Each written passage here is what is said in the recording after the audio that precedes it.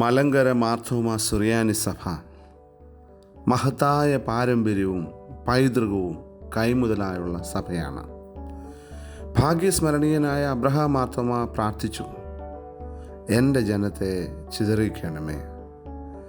ദൈവം കനിഞ്ഞ പ്രാർത്ഥനയായിരുന്നു അത്. ഇന്ന് ഈ സഭ ആഗോള സഭയായി പരിണമിച്ച് ലോകവ്യാപകമായി സാക്ഷ്യം നിർവഹിക്കുന്നു. പുതിയ തലമുറ ഈ വിശ്വാസവും സഭയുടെ ആരാധനാ രീതികളും പഠിപ്പിക്കലുകളും മനസ്സിലാക്കുന്നതിനായി UAE സെൻറ്റർ മാർത്തോമാ യുവജന സഖ്യം സോഫിയ എന്ന പേരിൽ ഒരു പംക്തി ആരംഭിക്കുന്നു. ഇത് യൗവനക്കാർക്ക് സഭയുടെ വിശ്വാസ പഠിപ്പിക്കലുകളെക്കുറിച്ച് ഉൾക്കാഴ്ച നൽകട്ടെ എന്ന് പ്രാർത്ഥിക്കുന്നു. മലങ്കര മാർത്തോമാ സുറിയാനി സഭ നമ്മുടെ പൂർവികരുടെ വിശ്വാസവും ജീവിതവും ചേർന്നുണ്ടാക്കിയ മഹത്തായ പാരമ്പര്യവും സമ്പന്നമായ ആത്മീയ പൈതൃകവും കൈമുതലായുള്ള സഭയാണ്. ആദിമ ക്രൈസ്തവ വിശ്വാസത്തിൻ്റെ അടിസ്ഥാനങ്ങൾ പാലിച്ച് കാലഘട്ടത്തിലൂടെ ദൈവജനത്തെ നയിച്ചിട്ടുള്ള സഭ. നമ്മുടെ സഭയുടെ ചരിത്രത്തിലെ മഹാനായ നേതാക്കളിൽ ഒരാളായ ഭാഗ്യസ്മരണീയനായ അബ്രഹാം മാർത്തോമാ തൻ്റെ ജീവിതത്തെ അത്യന്തം കരുണാപൂർവമായി കണ്ട് ഇങ്ങനെ പ്രാർത്ഥന ഉദ്ധരിച്ചു: എൻ്റെ ജനത്തെ ചിതറിക്കണമേ കർത്താവേ.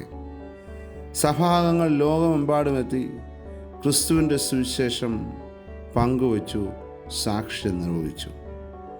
മലങ്കര മാർത്തോമാ സുറിയാനി സഭ ലോകത്തിൻ്റെ 4 ദിക്കുകളിലുമായി വ്യാപിച്ച് വിവിധ സംസ്കാരങ്ങളിലും രാജ്യങ്ങളിലും വിശ്വാസത്തിൻ്റെ ഉറച്ച സാക്ഷ്യം നൽകുന്ന സഭയായി മാറി. നമ്മുടെ ആരാധനക്രമങ്ങളും ഗീതങ്ങളും വിശ്വാസ പഠിപ്പിക്കലുകളും അനുദിന ജീവിതത്തിലേക്ക് കൊണ്ടുവന്നിരിക്കുന്ന ദൈവവചന ചിന്തകളും ഇന്ന് നമ്മുടെ സഭയെ വേറിട്ട് നിർത്തുന്നു. ഈ മഹത്തായ പാരമ്പര്യവും വിശ്വാസവും പുതിയ തലമുറയിൽ പങ്കുവെക്കുകയും അവരുടെ ഹൃദയത്തിൽ വളർത്തുകയും ചെയ്യുക എന്നത് യുവജന സഖ്യത്തിൻ്റെ ഉത്തരവാദിത്തമായി ഞങ്ങൾ മനസ്സിലാക്കുന്നു. UAE മാർത്തോമാ യുവജന സഖ്യം സോഫിയ എന്ന പേരിൽ ഒരു പുതിയ പംക്തി ആരംഭിക്കുന്നു.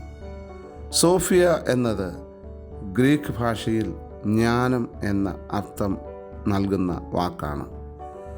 സഭയുടെ വിശ്വാസ പാഠങ്ങളും ജീവിത രീതികളും പുതിയ ജ്ഞാന പരിസരങ്ങളിലേക്ക് നമ്മുടെ യൗവനക്കാരെ നയിക്കട്ടെ എന്നതാണ് ഞങ്ങളുടെ ആഗ്രഹം.